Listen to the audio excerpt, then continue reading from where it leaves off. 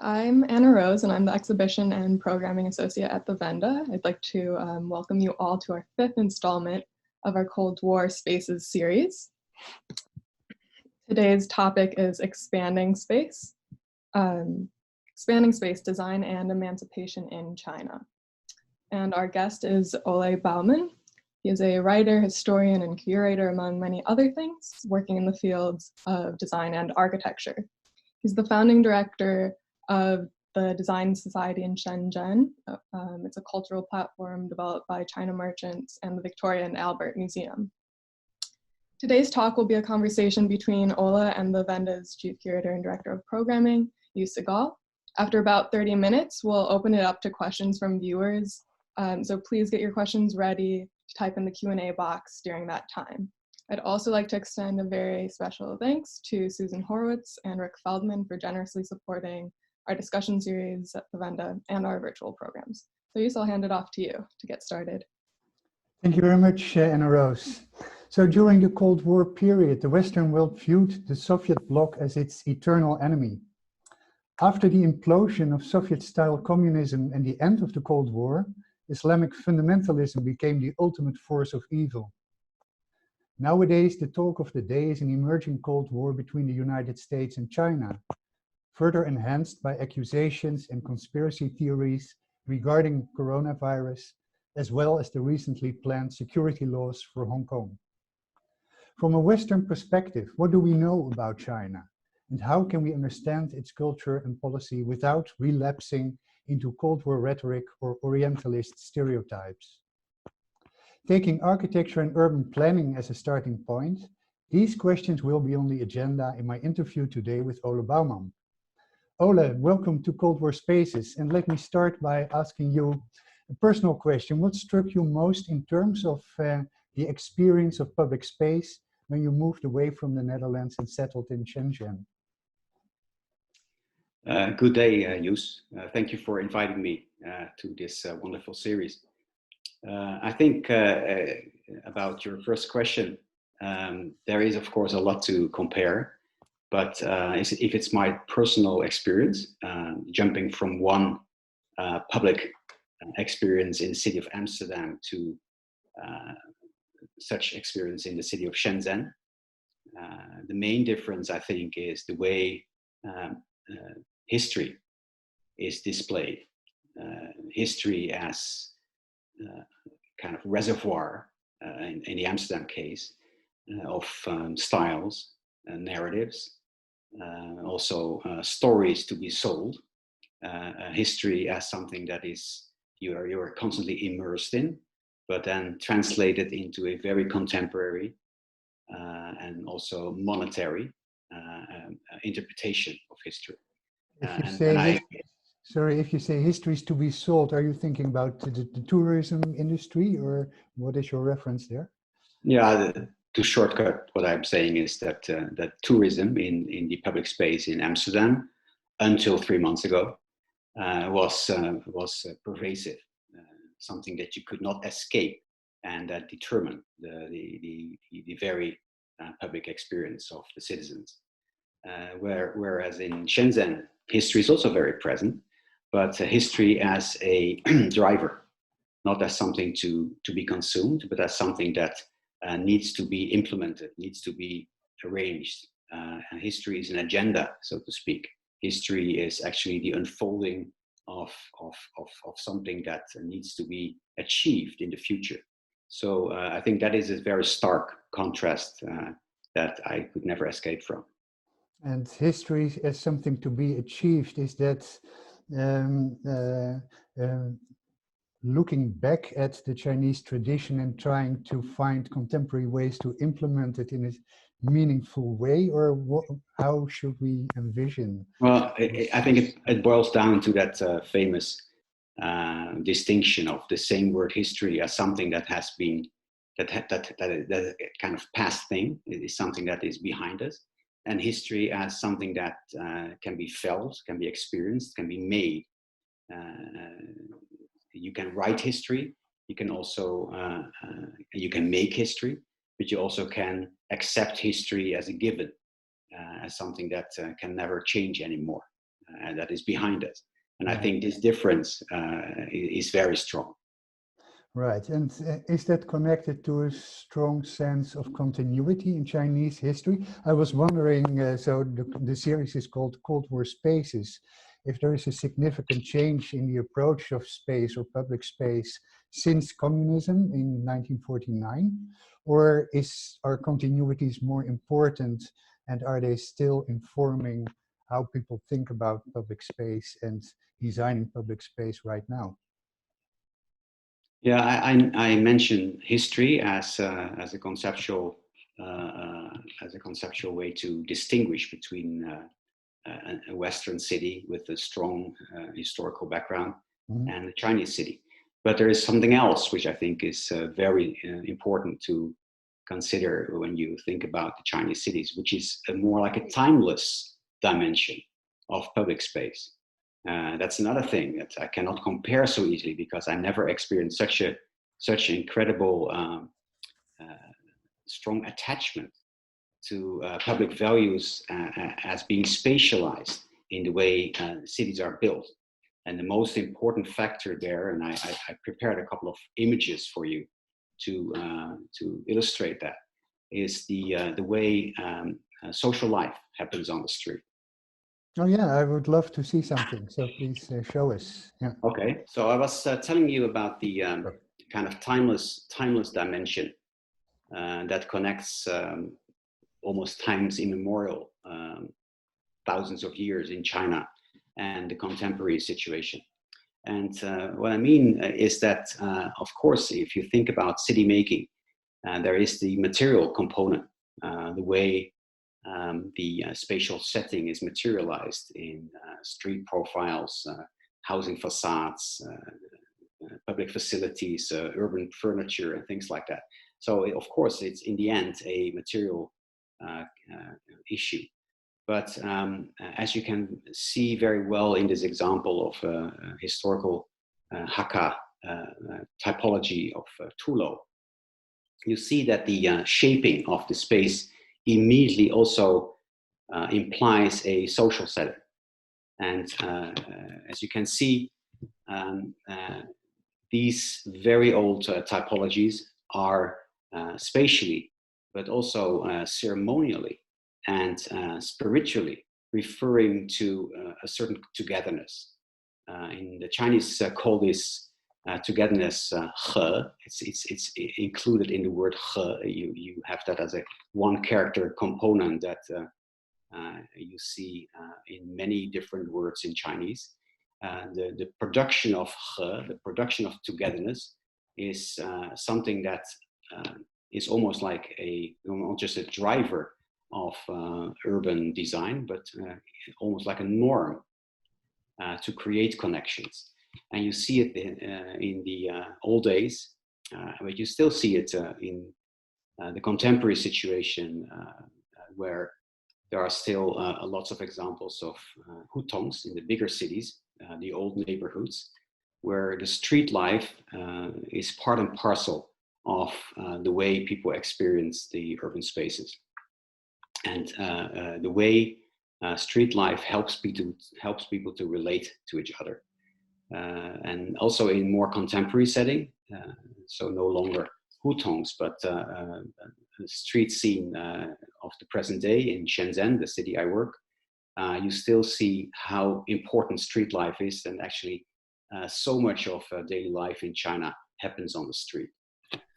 And as you can see with, for instance, with the generosity by way this sidewalk has been designed, and the space that is created for all kinds of activities, you see already on that level how important urban design facilitates this togetherness.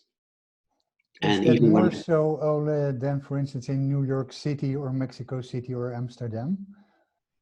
Well, I think there are several moments, like situations in the city where this can happen.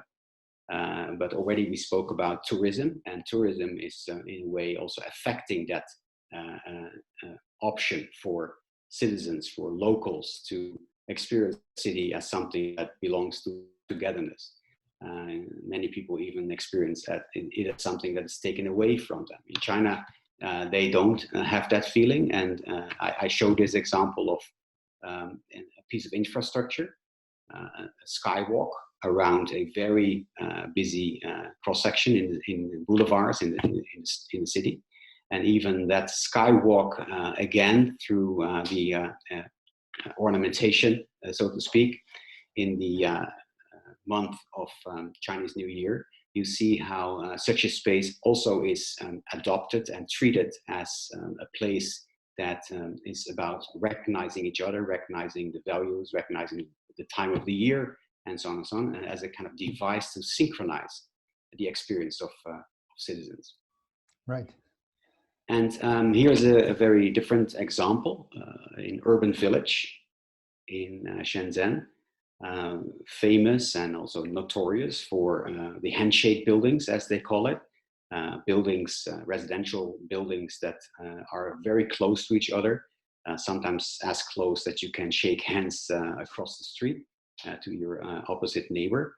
And this has been a very important, let's say, conundrum, social condenser in the city of Shenzhen and other Chinese cities, where it's not just street life and enjoying togetherness, but also the fact that the scale of urban villages helps people to set up their initial footprint, you can say foothold in the city once they arrive from the countryside.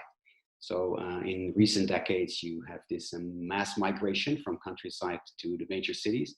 And it's very important to consider what happens with all these hundreds of millions of people arriving in the cities. How do they set up a life? How do they connect? How do they find their first job? How do they establish a certain urban identity and so on? So these urban villages also help people to find their place and to get on their feet and to connect with very small pockets of let's say, people from the same background or the same neighborhoods that they know well. Maybe they share a certain accent or a certain dish, very small things of daily life. And that helps people to reconnect with where they come from while having the kind of podium to further navigate in such an enormous conundrum, urban conundrum as Shenzhen is. Right, you would expect with those millions of people immigrating from the countryside to the city that architecture and urban planning is very much focused on speed and efficiency. Is that so, or is there also a trend to focus on quality and sustainability? Well, of course, speed is extremely important. The very speedy development of the Chinese cities and equally the development of the industrial base has been paramount in recent decades as the core policy.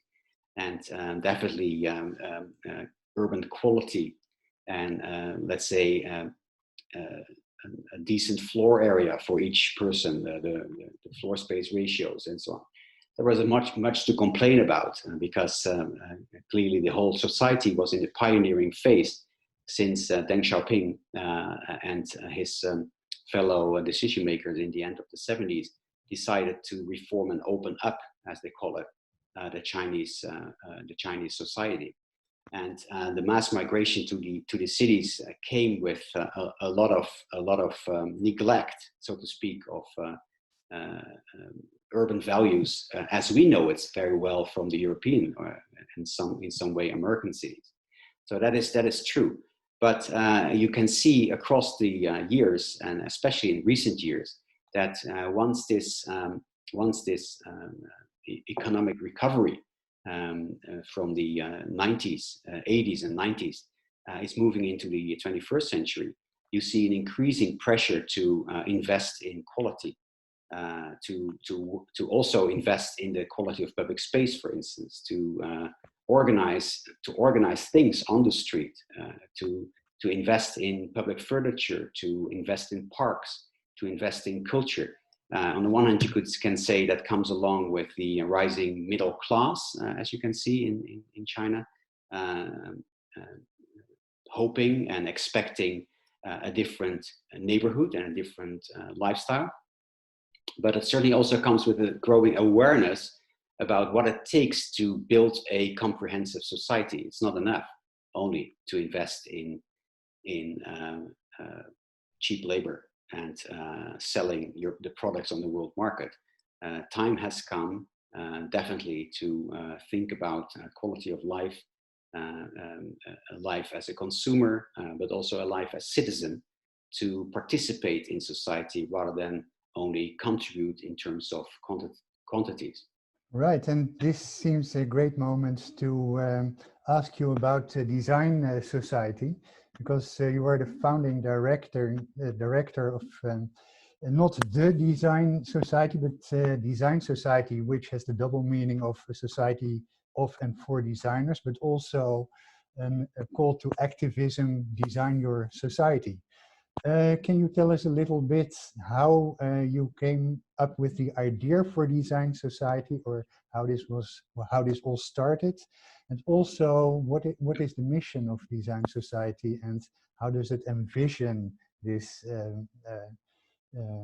forming, shaping of urban life? Yes, well, as I said, there is this timeless notion of creating togetherness as something that is paramount in China for millennia, so to speak. And you can see it across the country. And this same drive to connect actually is, again, something very visible and important in the way cultural policy is being developed. New cultural infrastructure is being developed. It's not just about temple after temple to store collections, but it's clearly to provide people with experiences. So it's built for the people. And Design Society as a name, there was first, when I arrived, the idea of starting a design museum. But we thought very quickly, museum would not be the right term to indicate this drive to get together.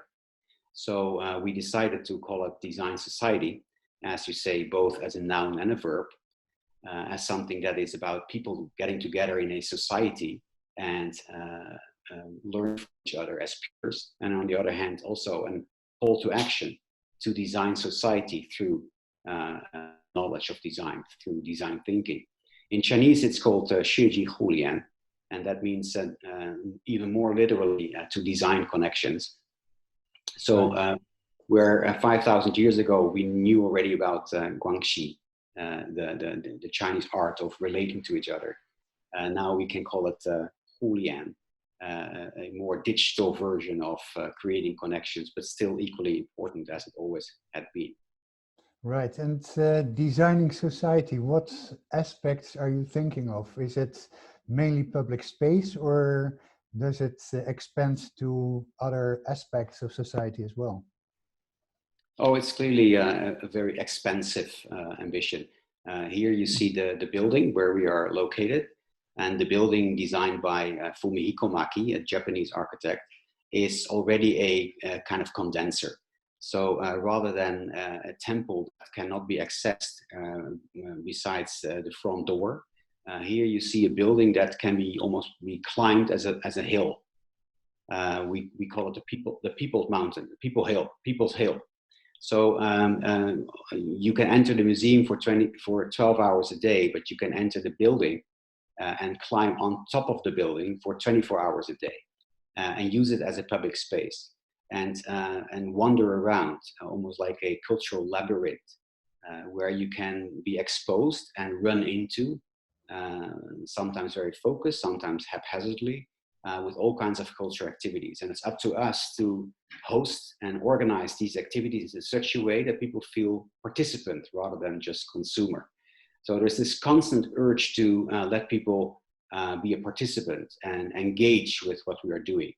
And by doing so, I think we have an innovative concept for China. On the other hand, it's a very traditional one. Comparable to, for instance, what the Victoria and Albert Museum did in the middle of the 19th century, when in the wake of the great exhibition in 1851, and the Great Fair of in Crystal Palace by Joseph Paxton. There was this urge of the cultural institution to build awareness and build sensitivity and build taste even among the people, to enjoy life more comprehensively and more subtly. So there is this kind of idea that we try to position design not only to create gimmicks or to distinguish the haves from the have-nots, or the sophisticated ones from the not sophisticated ones, but we try to position it as an emancipatory tool. Right, so it's actually more a bottom-up experience instead of top-down, although I guess most people would associate Chinese communism with central planning. So is this a new approach for China in that sense? Well, I think one of the great misunderstandings these days is that China is much more than communism. Mm-hmm. And the Chinese communism is much more than communism according to certain small books. So I think it's very important to consider that China is built over so many centuries, and that China is about 1.4 billion people, and that it's about so many different cultures. And top down, of course, there is a lot being determined and decided in a top-down way. But the way how life and culture is created on a daily basis, that's extremely bottom-up. Right. Interesting. And that energy, that, for instance, I refer to the urban villages, where people who migrate and start all over in their life, they don't have anything with top-down decisions. They have to find their way. All the Chinese people I know are great navigators. They navigate the many opportunities and also pitfalls that they run into every day. And this act of navigation can be a very creative act, and that's what we try to support with an institution like Design Society. Right, great. Ole, I think, if I'm not mistaken, on the slide we have up right now, you see in the background the outskirts of Hong Kong, which is very close to Shenzhen. Can you tell us, speaking about space, a little bit about how Shenzhen and Hong Kong relate to each other, especially now, given the political unrest in Hong Kong? Yeah, I'm glad you asked that question based on this photo, because equally there is, due to a lack of knowledge, a lot of talking about the way Hong Kong differs from Shenzhen, or how they are separated by things. For instance, by this bay. As you can see, this bay, I never see it as something that separates the two areas, but it connects it. And if you see carefully in the middle of the bay, you see still the oyster beds, representing the oyster culture that has determined the very cultural value system for hundreds of years in that area. So Hong Kong and Shenzhen are part of a larger region, so to speak, and and many people on both sides, so to speak, do see it as part of a larger region. For instance, now it's called Greater Bay. That's a political notion. We have the Macau, Zhuhai, Guangzhou, Dongguan, Shenzhen circle, urban circle. That's an urban field of hundreds of millions of people. And that urban field is now being developed and conceived as a Greater Bay Area, as something that has intrinsic ties between the different subzones. Other people really believe in the Lingnan culture. It's another very old notion of people in that around this bay who share a certain mindset. Other people focus on the language, the Cantonese language, creating a kind of identity to the region. Others are really keen to emphasize the Pearl River Delta geological character of that whole region, and the way people belong to a certain delta river mindset. So there are a lot of similarities and connections on the mental and the on the level of mentality and the level of enjoying and conceiving the landscape. And what I noticed myself as director of an art institution on one side of the bay, we constantly organize, but I also receive constantly visitors from the other sides of the bay, not just Hong Kong, but also Macau and Zhuhai. So there is a lot of traffic, cultural traffic already going on, which doesn't get the attention I think it deserves, because all that traffic is about connections and about building understanding. Great, thank you.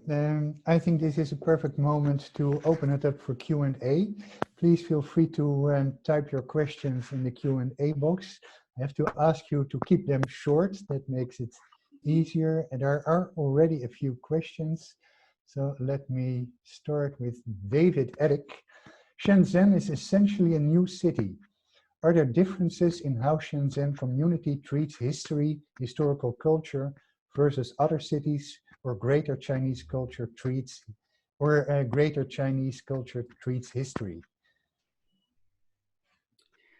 Yeah, so Shenzhen increasingly starts to grasp its historical roots. So for quite a few years, there was hardly any attention for the historical background of Shenzhen. Everybody spoke about the sleepy fishing village of 40 years ago that turned into a vibrant megalopolis, and that image is paramount. But increasingly there is attention also for the time before that, and then of course there is a lot of attention also from official sector for the role Shenzhen played in the last 40 years in this reform and opening up era as a special economic zone, as a place that was testing the modernization measures that were taken by the Chinese government. And there were many I don't have the time to go into that, but in many different sectors there was innovation by testing first and then implement in the rest of the country. So that is, let's say, a historical time frame of 40 years. And then in recent years, there is the increasing attention of Shenzhen as the city that needs to be ready once this region gets a boost in integration at the end of the 50 years transition that started with the handover between the UK and China of Hong Kong. So there is an incredible energy going on to build a comprehensive region that can cope with the and actually that mitigates the apparent differences that you can imagine exist when two different parts of that region belong to different ideologies or timeframes. So there is investment. There's a lot of investment in mutual understanding, but also future understanding when it comes to what happens when these 50 years are over. So there you can say there is the timeless dimension of Shenzhen. There is the element of the reform and opening, in which it has been so important as a demonstration area. And now again, there is an important aspect to have Shenzhen adjusted and be ready for what's happening in the next 20 years in China. Great. Thank you. This was a question by David Eric. Next one is from John Gary. Do Chinese cities have internal migrant neighborhoods the way American cities have foreign immigrant ethnic neighborhoods? We talked already a little bit about those communities that share the same backgrounds, the same dishes, etc. But can you make this comparison with American cities and how they are organized with their immigrant communities? They are, as I said, when immigrants come to a major city in China, they also tend to find each other first and to join an existing community that's already there, to get embedded. Meanwhile, there's also a very strong housing policy that actually tries to avoid segregation to a troublesome degree. So there is also a lot of effort to integrate, for instance, in terms of providing minimum levels of quality of residential buildings. There is another device to achieve integration by investing a lot in urban compounds as a residential typology. So rather than all kinds of small units, most Chinese live in a compound with a central access, maybe some minor secondary accesses, but there is a central access. Mm-hmm. And on the one hand, that's about safety and control, certainly. On the other hand, it's also about seeing each other, because you're all using the same main entrance of a building complex. And that is a very important, I think that relates to the urban ideas of Richard Sennett, that once you are more or less forced every day to see other people's life, to see them do the shopping, do the groceries, come back from work, and get a kind of sense of the time frame or the inner clock of people's daily lives, it's also a way to understand each other better. And again, I think that is quite unique for what I experienced in China. We could go into a deeper analysis and compare the two cultures, but it's maybe for now what I can say about it. No, sure, absolutely. Maybe while I read the next question, you can return to speaker's view, Ole. And then I have a question here from Bruce Hollihan. It was good to see some of the positive aspects of urbanism in China. There seems to be big differences in urban planning in China and the USA, perhaps due to the collectivism of the East versus individualism in the West.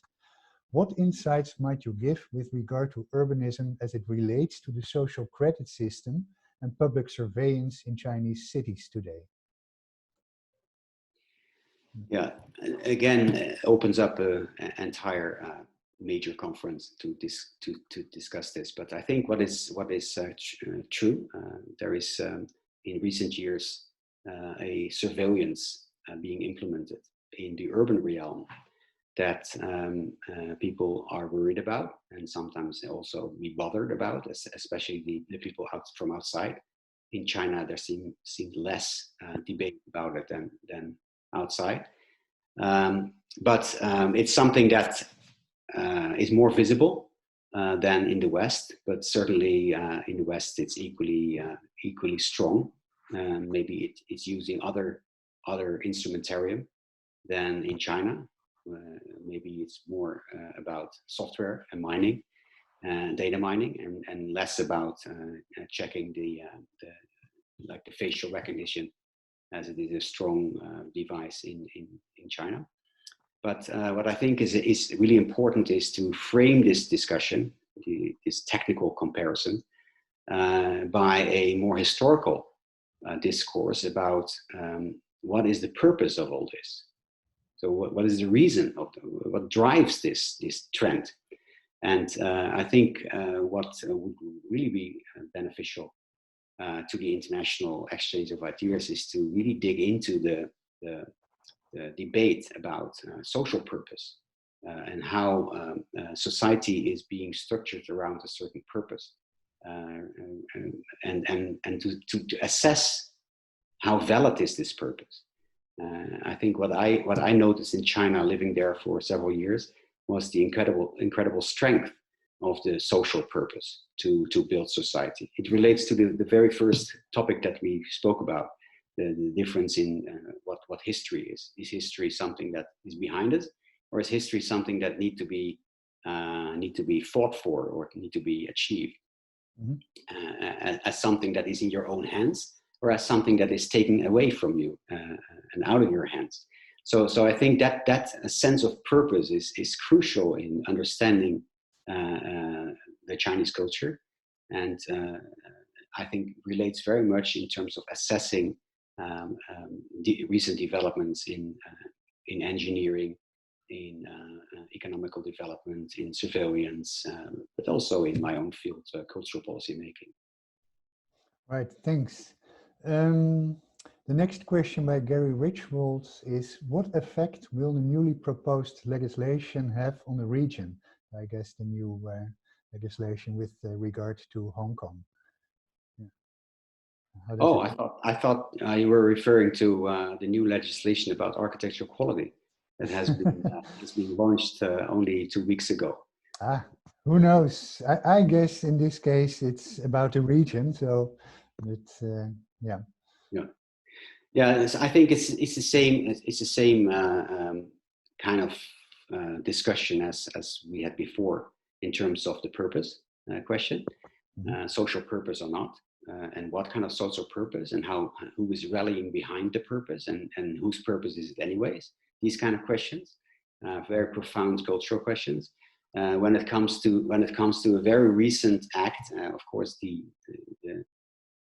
everybody is tempted to give an opinion about something that is only at the beginning of implementation. I'm not an expert. I'm not a legal expert. I'm not a lawmaker. I do know that a security law for Hong Kong was something that was on the agenda already for a long time inside Hong Kong. And that now, with the turbulences going on there, there's a certain push to make sure that it is going to happen. But on the level of culture, on the level of exchange, on the level of trade, on the level of regional understanding, on the level of activities that we try to perform for each other, these kind of moments, political tensions, are not changing the long-term direction. Okay, great. Thank you. The next question is from Joris Snels. You mentioned the role of the timeless dimension to public space in China in relation to history. How do visions of the future influence urban planning and architecture? And what role does the future play in the timeless dimension of public space? Yeah. Well, I think it's a very big question, how the Chinese timeless value of he, of togetherness, can be continued in a age of technology, in a digital age. So obviously we all can recognize in Tulos and hutongs and shopping malls how togetherness is being represented in terms of physical space, but how that's going to be established in digital spaces, that's not so clear yet. It's actually a big question. But I have a strong feeling, it's like an intuition based on several years of living there, that the value of togetherness is so strong that either way, they're gonna find a configuration in the way we live our life in a digital domain, in which togetherness gets a place again. It's maybe a similar issue that I'm facing as a director of a creative institution every day. It's a tension between creativity and order. So in China, according to a Confucian mindset, there is a lot of knowledge that is produced by reproduction, so to speak. So teachers are reproducing existing knowledge as something that you need to memorize, that you need to absorb. On the other hand, it's crystal clear for many people that by only memorizing, you don't create a vibrant culture. You need to take risks. You need to innovate. You need to iterate innovations very quickly. So there is at the same time a kind of almost like a meta awareness that people cannot do without creativity. And our institution, Design Society, actually created to give that creativity a push. So Right. there is on the one hand a certain stagnation or stasis that belongs to cultural roots, and that whatever you say, it has good parts and bad parts. But the paradox is to break through that with something that you know it's important, but you maybe not yet have the mental equipment to embrace it. And this tension is, I think, one of the most exciting challenges in Chinese culture today. Right. So that actually brings me to the last question, or I would say last two questions that I can group together, which expand on this thought. And again, with apology for the many questions we weren't able, because of the time, to answer this time. So I have here one question. Do you have collections, or is your emphasis on a changing exhibition program? And the other one is, can you describe some of the displays and installations in the Design Museum? You refer to the V&A, Victoria and Albert. Where does the museum or society sit in a longer history of Chinese Western museums and displays? Okay. Yeah. So the first keyword. So the first is about the exhibitions and collections you have in the Design Society, and yeah, and the potential for exchange, right? So yeah, exactly. And also the tradition, how Design Museum or Design Society is building from traditions in the West and in China. Yeah. Well, we had deliberately chosen not to be called a museum. In Chinese, it's Boguguan. That means a place for precious objects, and it directs your program, your agenda, maybe your mindset, and certainly the expectations of people into a certain direction of going to a place where you find precious objects, mainly from a collection, and that would stifle a lot the creative agenda that we have in mind for contributing to this more creative society. So rather than a place where you have objects in a giant object itself, the building, we have chosen for a platform where the building is broken down and actually gone beyond in many ways to be relevant at places where it really matters, and to raise the issues that really matter, and to jump onto certain challenges that really matter, the millions of people who arrive in the city and who are looking for creative institutions to help them to get stronger in their daily life. So we choose to connect. We are matchmakers. We are allowing people to participate and test their skills. We do peer reviewing. We have exhibitions where the audience finishes the exhibition rather than a complete story as told by the curator. So we are very open-ended in that respect. That doesn't mean that we have no plans for a collection.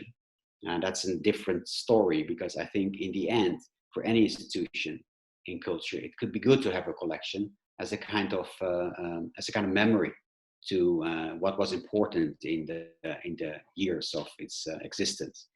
But that collection that we are now in the middle of, what that kind of collection would be, definitely not just to compete with other design museums on the global market to buy very beautiful, exceptional, expensive pieces. This is about writing history itself through collecting. So the key question is how you can collect and write history and contribute to history, rather than only to consolidate history already given by the peers. Well, I think that spirit, and in that spirit, I think exchange is extremely important, because we, as you could see, we are located right at the waterfront. I sometimes quip that we are at the edge of mainland China, looking out on the rest of the world.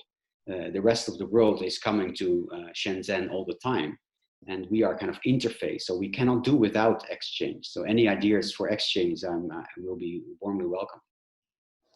Well, that sounds like a perfect end point for this conversation. Ole, I want to thank you very much for your fresh and intriguing insights into urban culture and design society, of course.